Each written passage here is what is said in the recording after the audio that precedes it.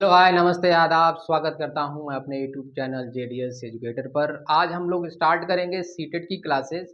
आपको पता है कि सीटेट का एग्ज़ाम दिसंबर में होने वाला है, तो आज हम उन्हीं विषयों पर चर्चा करेंगे और अपने टॉपिक को स्टार्ट करेंगे। ठीक है, तो सबसे पहले कुछ कुछ बातें समझ लेते हैं। ठीक है, एसएसटी पेपर 2 की बात करें। एसएसटी पेपर 2 की बात करें तो 60 नंबर का एसएसटी आता है। ठीक है, 40 नंबर जिसमें क्या होता है, कंटेंट होता है। 40 नंबर क्या होता है, कंटेंट होता है, और 20 नंबर का पेडागोजी होता है। 20 नंबर का पेडागोजी होता है। ठीक है, अगर विषय की बात जाने कि इसमें कौन कौन से विषय पूछे जाते हैं, तो एसएसटी में आपका आता है हिस्ट्री आता है। ठीक है, क्या होता है, हिस्ट्री, पॉलिटी, पॉलिटी और ज्योग्राफी। ये तीन सब्जेक्ट से कितने नंबर पूछे जाते हैं, 60 नंबर पूछे जाते हैं। सीटेट के जो सवाल होते हैं वो स्टेटमेंट पर आधारित होते हैं। इसमें बड़े बड़े सवाल पूछे जाते हैं, वन लाइनर सवाल बहुत कम पूछे जाते हैं। तो स्टेटमेंट के सवाल हमें कैसे समझ पर आधारित होगा। ठीक है, समझने पर ज़्यादा फोकस करेंगे हमने, इसलिए मैंने पहले से ये गाथा लिख रखा है यहाँ पर। इस विषयों पर धीरे धीरे चर्चा करेंगे। तो सबसे पहला मैंने जो टॉपिक लिया है वो मैंने डेमोक्रेसी लिया है, क्योंकि सबसे पहले स्टार्ट करना है डेमोक्रेसी। ठीक है, इसके बारे में हम चर्चा करेंगे। अमेरिका के राष्ट्रपति रहे अब्राहम लिंकन, जिन्होंने लोकतंत्र के बारे में एक बात कही थी कि लोकतंत्र क्या है, of the people, for the people, by the people. यानी लोकतंत्र क्या है, लोकतंत्र जनता का, यानी लोगों का, लोगों के लिए और लोगों के द्वारा किया गया शासन, रूलिंग क्या है, लोकतंत्र है। इस बात को हम समझ सकते हैं, कह सकते हैं कि लोकतंत्र क्या है, एक शासन व्यवस्था है जो जनता द्वारा किया जाता है। किसके द्वारा किया जाता है, जनता के द्वारा किया जाता है। ठीक है, इस लाइन से हम ये चीज स्पष्ट कर पा रहे हैं कि लोकतंत्र की जो सबसे बड़ी शक्ति है वो क्या है। लोकतंत्र जब जनता के द्वारा ही शासन किया जा रहा है, तो हम इस बात से समझ पा रहे हैं कि लोकतंत्र की जो सबसे बड़ी शक्ति है वो जनता है। ठीक है, तो हम लिख सकते हैं नोट करके कि लोकतंत्र की जो सर्वोच्च शक्ति है वह जनता में निहित होती है। किसमें निहित होती है, जनता में निहित है। ये सवाल सीटेट में 2 बार पूछा है वन लाइनर में। ठीक है, यानी कि supreme authority of the democracy is people. ठीक, हमने यहाँ कहा कि लोकतंत्र की जो सर्वशक्ति है वो जनता में निहित होती है। ठीक है, तो मैं एक बात आपसे कहना चाहूँगा। आप ये बताइए कि भारत की आबादी 1 अरब 40 करोड़ है, तो क्या 1 अरब 40 करोड़ जनता खुद पे शासन कैसे कर पाएगी, ये बात पॉसिबल है। तो कोई तो तरीका होगा कि जनता खुद शासन न करके किसी और माध्यम से शासन करती होगी। तो तरीका ये है कि लोकतंत्र में जनता अपने प्रतिनिधियों के माध्यम से, किसके माध्यम से, अपने प्रतिनिधियों के माध्यम से शासन करती है।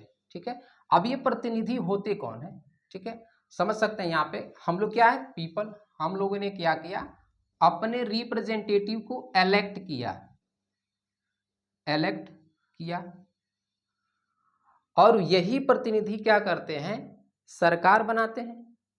अभी हाल ही में आपने देखा कि एमपी का चुनाव हुआ और उसमें 543 सांसद अपने संसदीय क्षेत्र से चुनकर क्या किए, सरकार बनाए।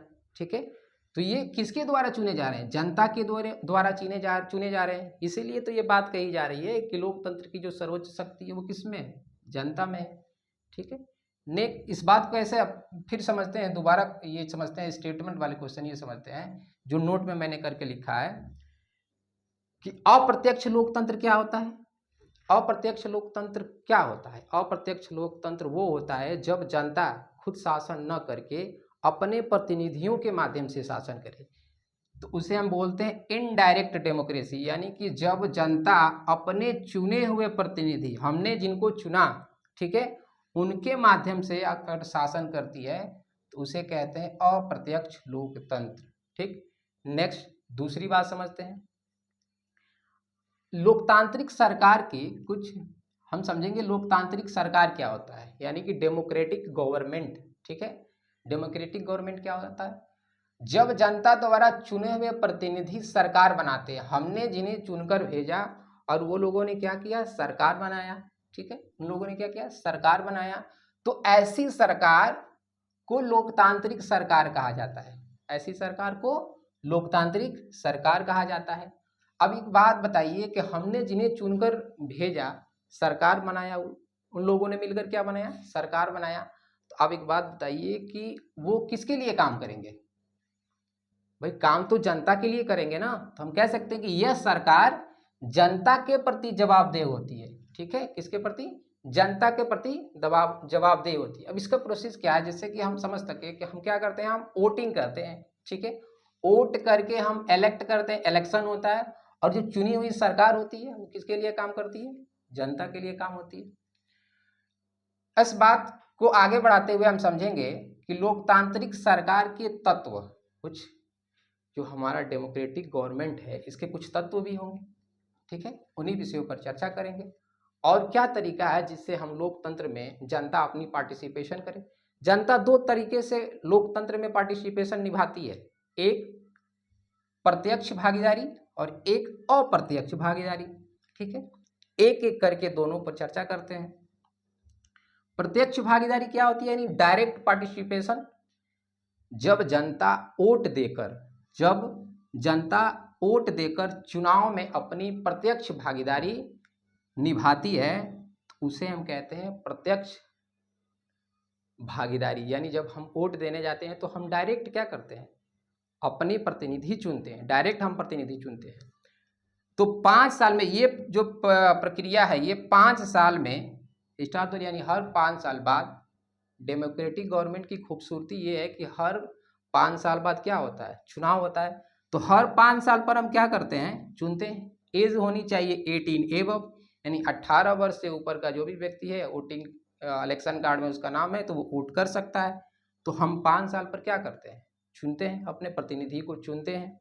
अब एक बात बताइए कि आपने जिन प्रतिनिधि को चुना और जिन्हें सरकार बनाने के लिए, वो सरकार बना रहे हैं आपके लिए, अगर वो मनमाने तरीके से काम करने लगे तो इस डेमोक्रेटिक कंट्री में आप चेक एंड बैलेंस कैसे बना पाएंगे, इस बात को कैसे समझेंगे? आपने तो मान लीजिए क्या किया कि 5 साल, अब दोबारा नंबर आपका तो 5 साल बाद आएगा ना। अगर कोई ऐसा, अगर सरकार ठीक तरीके से काम ना करने लगे, आपने जिन्हें चुना अगर वो ठीक तरीके से काम ना करे, अपने पावर का मिसयूज करने लगे, तो आप क्या करेंगे? तो उसका तरीका ये है क्या, अप्रत्यक्ष भागीदारी। यानी लोकतंत्र का दूसरा तरीका क्या है भागीदारी निभाने का लोकतंत्र में? तो इनडायरेक्ट पार्टिसिपेशन। क्या होता है इनडायरेक्ट पार्टिसिपेशन? जब जनता चुने हुए प्रतिनिधियों पर उनकी जवाबदेहिता को सुनिश्चित करने के लिए दबाव समूह के रूप में, यानी जनता कैसे काम करी, एज अ प्रेशर ग्रुप। ठीक है, यानी दबाव समूह के रूप में कार्य करती है, तो उसे अप्रत्यक्ष लोकतंत्र कहते हैं। इस बात को कैसे समझेंगे? मान लीजिए कि आपका घर, ठीक है, मोहल्ले से होकर, आपका मोहल्ला जो है मेन रास्ते से होकर, गली से होकर जाना पड़ता है। ठीक है, और रात के समय वहाँ लड़कियों के साथ आए दिन दान में, रात के समय लड़कियों के साथ वहाँ हमेशा छेड़खानी होती रहती है। आप गली में स्ट्रीट लाइट लगवाने के लिए कहाँ जाएंगे? आप अपने क्षेत्र के पार्षद के पास जाएंगे। ठीक है, आप अपने क्षेत्र के पार्षद के पास जाएंगे। अगर आप अकेले जाते हैं और आप स्ट्रीट लाइट लगवाने के लिए कहते हैं, तो अगर आपकी बात वो ना माने और वही काम, ठीक है, 500 महिलाएं अगर उसके घर के सामने धरने प्रदर्शन पर बैठ जाएं, तो क्या बताइए कि उस प्रतिनिधि को आपके लिए काम करना होगा कि नहीं करना होगा? बिल्कुल करना होगा, क्योंकि अगर वो ऐसा नहीं करेगा तो अगली बार जब चुनाव आएगा तो उससे 500 वोटों का नुकसान होगा और भी समस्याएं आ सकती है। ठीक है, तो उसका तरीका क्या है? डायरेक्ट इनडायरेक्ट पार्टिसिपेशन का तरीका ये है कि हम क्या कर सकते हैं, स्ट्राइक यानी हड़ताल कर सकते हैं, प्रोटेस्ट धरना प्रदर्शन कर सकते हैं, रैलीज, मोर्चा, न्यूज़पेपर, हस्ताक्षर अभियान, इन सभी तरीकों से हम क्या कर सकते हैं। ठीक है, ये जो सारे तरीके हैं, इससे हम लोकतंत्र में अपनी पार्टिसिपेशन दे सकते हैं, निभा सकते हैं। ठीक, हाँ, एक चीज़ का ख्याल होना चाहिए कि ये जो चीज़ें हैं, ये सब कैसे होने चाहिए? नॉन वायलेंस, अहिंसक होना चाहिए। अहिंसक तरीके से आप अपनी बात सरकार तक पहुंचाने के लिए कह सकते हैं, ठीक है। पीसफुल होने चाहिए, कानूनी सीमा के भीतर होने चाहिए, यानी with in the limit of law, with in the limit of law होना चाहिए, ठीक है। तो लोकतांत्रिक सरकार के तत्व में हमने क्या पढ़ा? हमने पढ़ा पीपल्स पार्टिसिपेशन, यानी जनता की भागीदारी। तो जनता लोकतांत्रिक सरकार यानी लोकतंत्र में दो तरीके से अपनी भागीदारी सुनिश्चित कर सकती है, एक तो होता है प्रत्यक्ष और एक होता है अप्रत्यक्ष, ठीक है। और उसके जो मेथड्स हैं पार्टिसिपेशन के हमने अभी पढ़ा, स्ट्राइक, रैलीज, मोर्चा, न्यूज़पेपर, मीडिया एटसेट्रा, ये सारी हो सकती हैं, ठीक है। दूसरी बात समझते हैं हम कि विवादों का समाधान, ठीक है। अगर विवाद, सरकार का ये भी काम होता है कि अगर विवाद हो जाए दो राज्यों के बीच, तो या और भी कोई मैटर पर विवाद हो जाए तो उसका समाधान कैसे करें, ठीक है।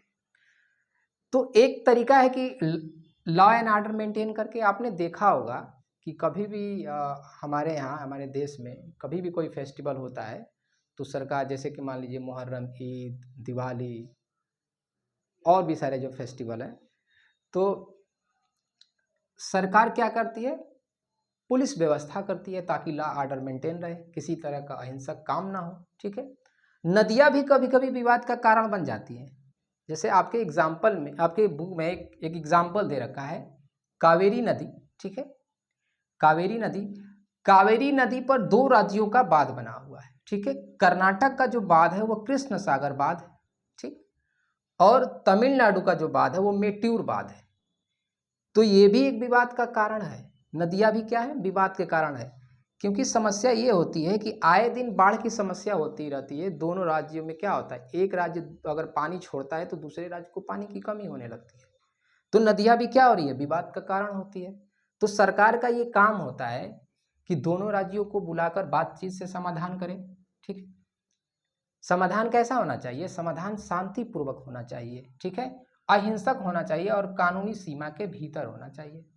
अगर लोग क्या करने लगे, जगह जगह पे प्रोटेस्ट करने लगे, धरना प्रदर्शन करने लगे, तो सरकार भी क्या करेगी? दोनों राज्यों को बुलाएगी और बातचीत से मामला सेटल करवाएगी, ठीक है। तो आज के लिए हम इतना रहने देते हैं, फिर अगली क्लास हम लोग कल पढ़ेंगे, ठीक है। Good bye.